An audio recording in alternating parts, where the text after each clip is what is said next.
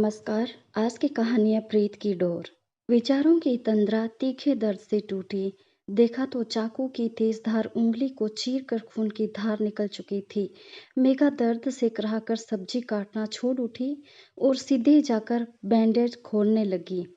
उंगली से खून बह रहा था और दूसरा हाथ तेजी से काम कर रहा था। बिस्तर पर लेटे विकास ने सरसरी निगाह दौड़ाई। मेघा को एक बार ये लगा कि शायद मदद मिल जाए, लेकिन बिस्तर पर पड़े पड़े ही विकास ने पूछा, कट गया क्या? कितनी बार कहा है ध्यान से काम किया करो। लगाओ अब बैंडेड। इतना कहकर वो फिर अपने मोबाइल में मग्न हो गया। मेघा को बैंडेड मिल चुका था, पर अब दर्द कैसे काफूर हो गया था। कहते हैं चोट अक्सर कई जगह लगती है, पर दर्द सिर्फ वहीं महसूस हो रहा होता है जहां चोट सबसे ज्यादा लगी हो। अब कराहते मन में उंगली की चोट को ढंक लिया था। मेघा बैंडेड लगाए सब्जी काटने फिर पहुंच चुकी थी जहां खून की बूंदें टपकी थी। उस जगह को साफ किया और वापस सब्जी काटने लगी। इस बार ज्यादा सावधानी से काट रही थी। अचानक माँ की आवाज आई, अरे तू बैठ, अलग जाकर, कितना खून गिराया है।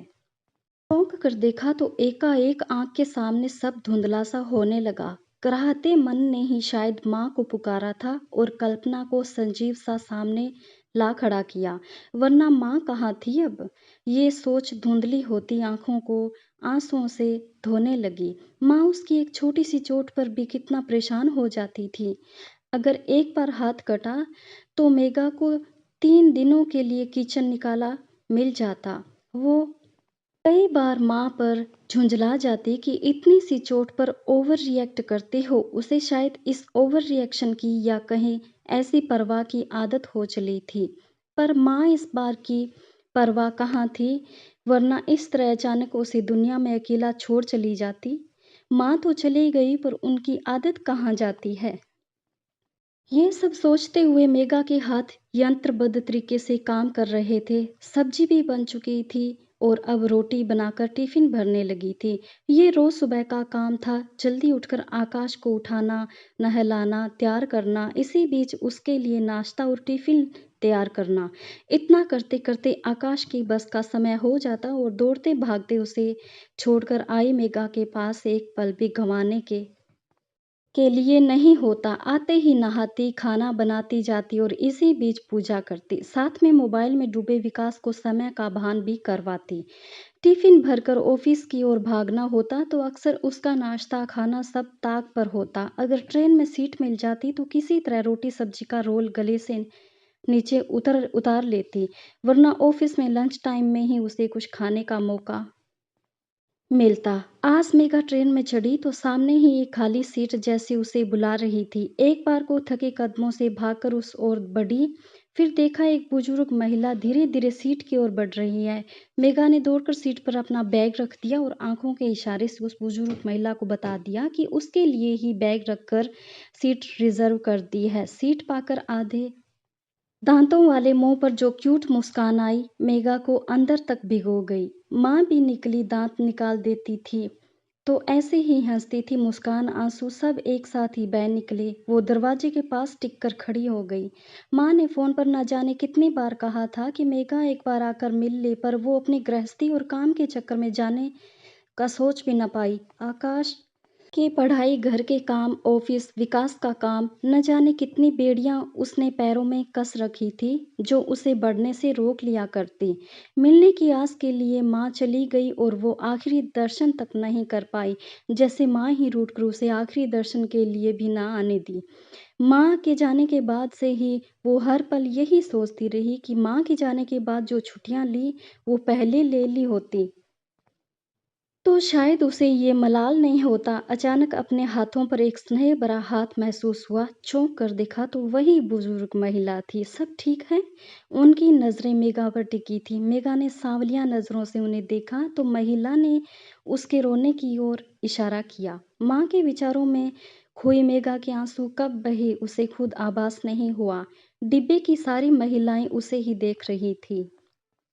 आंसू पोंछते हुए जबरन मुस्कुराकर मेघा ने कहा, माँ की याद, मिल आओ, देर हो गई। किसी तरह मेघा भर्राए गले से उतना ही कह पाई। बुजुर्ग महिला ने उसके कंधे पर हाथ रखा और अपने स्टेशन पर उतर गई। उनके उतरते ही एक के बाद एक धड़-धड़ाकर महिलाएं डिब्बे में चढ़ने लगी और मेघा एक और हो गई। कुछ इसी तरह उसका दुख भी रोज एक और हो जाता और वो काम में लग जाती। पर हर खाली समय में माँ की कोई न कोई याद उसे भिगो जाती। माँ मेघा का सपोर्ट सिस्टम रही। मेघा ने उन्हीं के सहारे अपनी जिंदगी में बहुत कुछ अचीव किया। पढ़ाई के साथ साथ अलग तरह के शौक रखते की बातें भी माँ मेघा को ही सिखाती। माँ कहती परिवार बच्चे सब होंगे, उनके लिए वक्त लगाती रहोगी, फिर एक दिन बच्चे बड़े होकर अपने काम में लग जाएंगे और मेरी तरह अकेली रह जाओगी।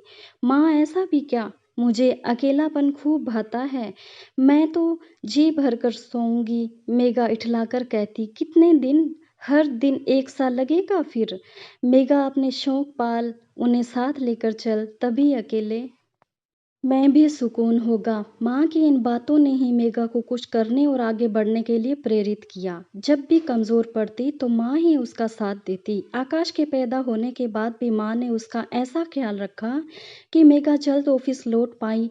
वैसे मेघा ने कई बार घर परिवार की जिम्मेदारियों को देखते हुए काम से ब्रेक लेने का मन भी नहीं बनाया। हर बार माँ उसे रोक देती और कहती घर बैठी क्या करोगी, कम से कम काम के बहाने घर से बाहर कहीं जाती तो है। घर से ऑफिस जाते कितने अपरिचितों से परिचय होता है। वैसे माँ सही ही कहती थी। कम से कम जिस तरह से आज ट्रेन में मिली आंटी जी ने उसके आंसू देख उसका हाल पूछा, कितना अपनापन था उनकी आंखों में। ऐसे अपनेपन से मिले उसे न जाने कितना समय हो गया है। विकास तो अब उसे किसी अजनबी की तरह लगने लगा था। विकास और मेघा की शादी तो अरेंज ही थी, लेकिन सगाई से शादी के बीच 1 महीने में दोनों की अक्सर मुलाकात होती। उसे आज भी याद है कि शादी के दिन सभी उसे ये कहकर छोड़ रहे थे कि उनकी शादी अरेंज से ज़्यादा लव वाली लग रही है। मेघा ये सुन सुनकर सामने भले ही शर्मा रही थी, लेकिन मन ही मन विकास को लेकर इठला रही थी। अब उसे कई बार आश्चर्य होता कि ये वही विकास है जो उसकी एक आह पर परेशान हो जाया करता था और आज कंटी उंगली से बहते हुए खून से भी विचलित नहीं होता। आकाश के होने के बाद वो पारिवारिक जिम्मेदारियों में उलझी रही और उनके बीच में ये दूरी कब और कैसे आई, उसे ये अंदाज़ा भी नहीं हुआ।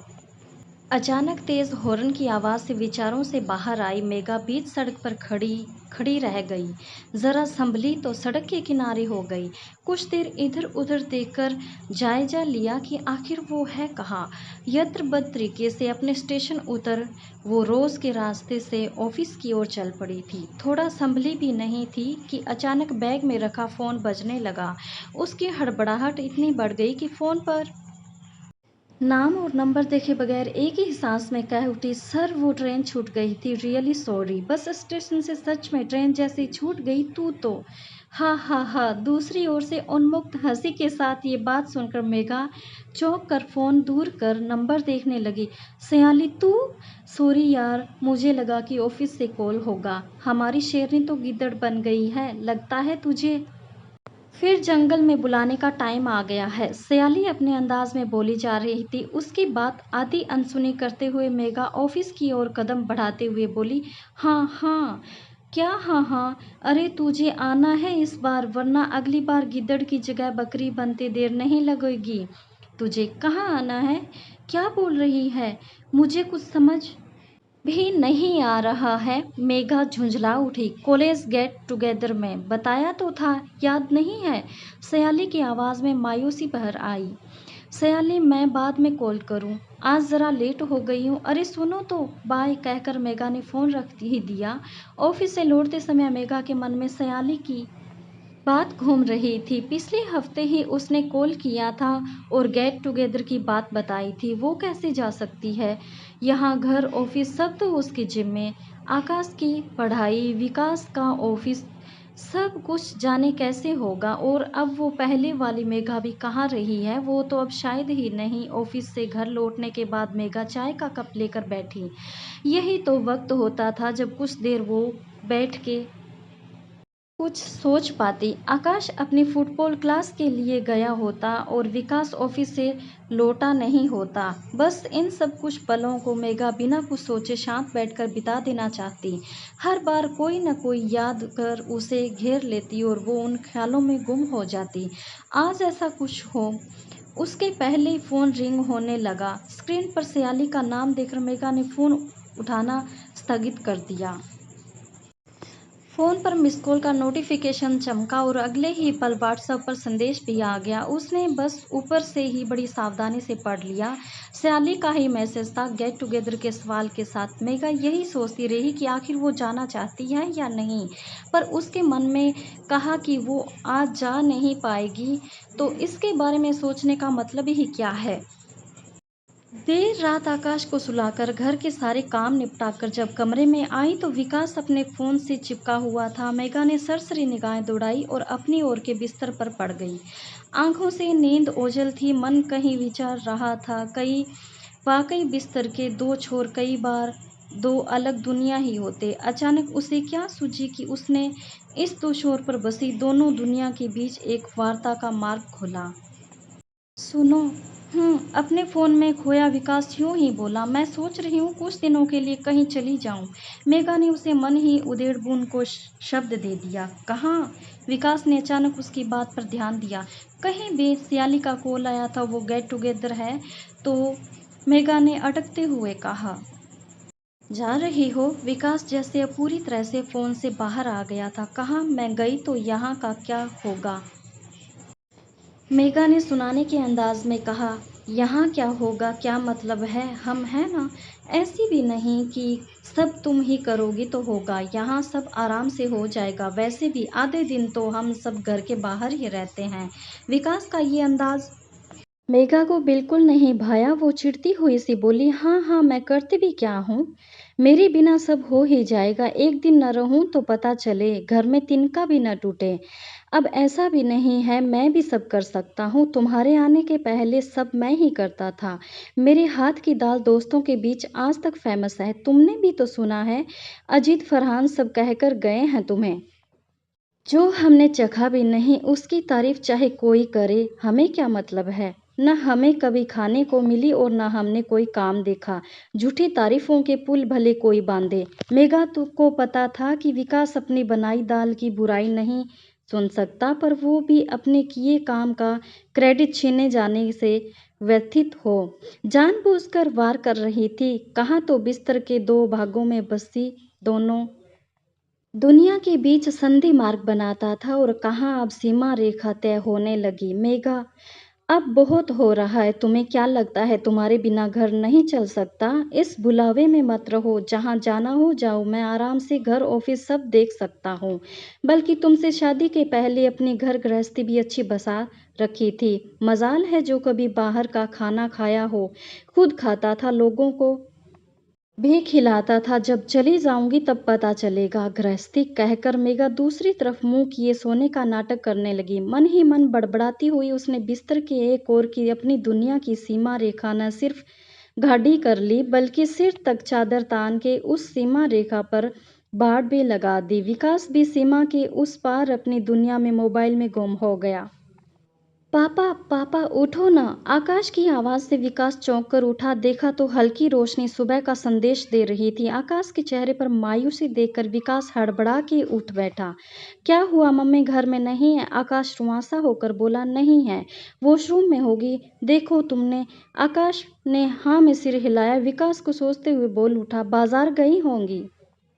सुबह तो मम्मी बाजार जाती ही नहीं, उनको कितना सारा काम होता है। आकाश मम्मी के सेक्रेटरी की तरह बोला। विकास बिस्तर से ही आवाज लगाने लगा, मेघा, मेघा रुको जरा, मम्मी को फोन कर लेते हैं। ये कहकर विकास ने जैसे ही फोन लगाया कि हॉल में रिंग सुनाई देने लगी। आकाश हॉल की ओर खुशी से भागता हुआ चिल्लाया, मम्मी। विकास के चेहरे पर भी मुस्कान आ गई, लेकिन हॉल मैं जाकर देखा तो आकाश मेघा का फ़ोन लिए मायूस खड़ा था। मम्मी का फ़ोन तो यहीं है। विकास ने आकाश से मेघा का फ़ोन लिया और उसे गले लगा लिया। अब विकास को भी घबराहट होने लगी। आज तक ऐसा कभी नहीं हुआ कि मेघा इस तरह से बिना कुछ कहे कहीं गई हो। इतनी सुबह तो वो कहीं भी नहीं जाती। विकास ने पहले आकाश को दूध और ब्रेड दिया और फिर उसके पास बैठकर एक के बाद एक उन सभी को कॉल करने लगा जिसके पास मेघा हो सकती थी। आकाश दूध ब्रेड को हाथ लगाए बगैर अपने पापा की ओर सांवलिया नजरों से देख रहा था। 5-7 जगह फोन करने पर जब मेघा के बारे में कुछ पता नहीं चला तो विकास भी बेचैन होने लगा। तब मेघा के फोन पर सयाली का कॉल आया। विकास ने तुरंत फ़ोन उठाकर उसे सारी बात कह दी, पर सयाली ने बताया कि मेघा ने उससे बात नहीं की, बल्कि जब मैसेज का जवाब भी नहीं आया तो उसने खुद हाल जानने के लिए मेघा को कॉल लगाया है। सायली ने इन बातों के बीच विकास से सवाल किया, विकास तुम दोनों के बीच कुछ लड़ाई वगैरह तो नहीं? सॉरी, वो बस मैं मेघा को लेकर परेशान हो गई थी, इसलिए पूछ बैठी। डोंट माइंड, वो शायद आस-पास ही होगी, मैं भी पता करती हूँ, दोस्तों से शायद किसी से बात की हो, जैसे ही पता चले मुझे कॉल करना, कहकर सयाली ने फ़ोन रख दिया। इधर विकास को अचानक याद आया कि कल रात ही तो उसके बीच बहस हुई थी, पर ऐसा तो कई बार हो जाया करता है, शायद यही तो अब उसके बीच की बातचीत रह गई है, वरना मेघा दिन भर घर के सारे कामों में व्यस्त रहती है, फिर ऑफ़िस का काम, आकाश भी उसे नचाए रखता है। जब तक वो फ्री होती है तब तक विकास सोना चाहता है। साल दर साल उसके बीच बातचीत जैसे बंद ही होती जा रही है। पहले कैसे वो एक दूसरे के लिए वक्त निकाला करते थे। आकाश के आने के बाद धीरे धीरे मेघा का पूरा ध्यान आकाश पर ही लग गया। जब भी वो साथ होती तो वो भी आकाश के साथ ही लगी रहती।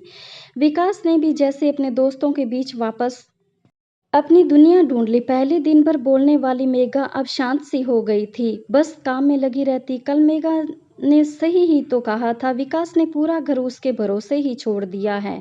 इस बात पर वो कैसे छिड़ गया था? कहीं मेघा इसी बात से नाराज होकर कहीं चली तो नहीं गई? ये ख्याल आते ही विकास बेचैन हो गया। उसके एक बार मेघा का फ़ोन लगाया, फिर शायद कुछ पता चले कि आखिर मेघा कहाँ गई है, उसे कहाँ ढूँढा जा सकता है। देखा तो मेघा के फ़ोन में कई मैसेज बिना पढ़े यूँ ही रखे थे। आधे से ज़्यादा सिर्फ़ इस शिकायत के कि मेघा उनसे बात ही नहीं करती। विकास को ग्लानि सी हो गई, मेघा को ज़रा भी समय नहीं मिलता और वो बस शिकायत ही करता रहता है। विकास मेघा का फ़ोन पकड़े कह उठा, मेघा कहाँ हो तुम? एक बार आ जाओ, मैं सब ठीक कर दूंगा। तभी दरवाजे की घंटी सुनकर आकाश दौड़ पड़ता है। उसके पीछे पीछे विकास के लगभग भागता हुआ पहुंचा। दरवाजे खोलते ही सामने मुस्कुराती हुई मेघा खड़ी थी।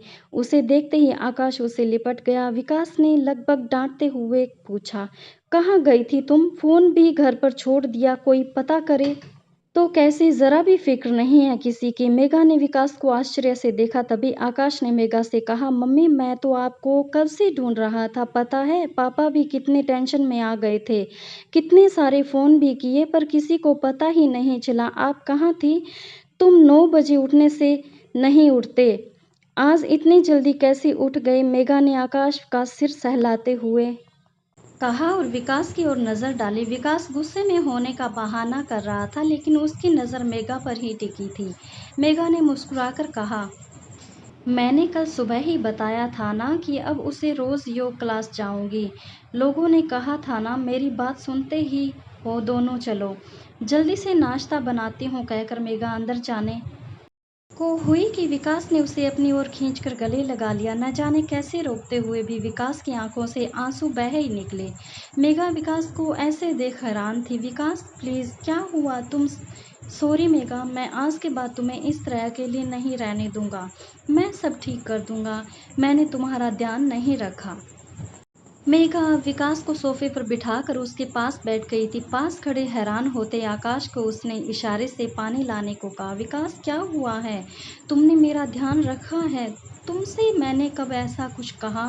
वो तो कल यूं ही गुस्से में सॉरी। नहीं मेघा, आई एम सॉरी। जानती हो, आज जब तुम नहीं दिखी तो मुझे पता चला कि तुम नहीं होगी तो ये घर, ये दुनिया कितनी खाली होगी। तुम हमारी ताकत हो, लेकिन हम तुम्हारा बंधन बने हुए हैं। ऐसा कुछ नहीं है, मेघा ने विकास को संभालते हुए कहा। पानी का गिलास लाया। आकाश भी विकास को देख रहा था। विकास ने पानी पिया और आकाश को अपनी गोद में बिठाया। आकाश, तुम्हारी मम्मी अपने फ्रेंड्स से मिलने जाना चाहती है, क्या हम दोनों मिलकर कुछ दिन के लिए घर संभाल लेंगे?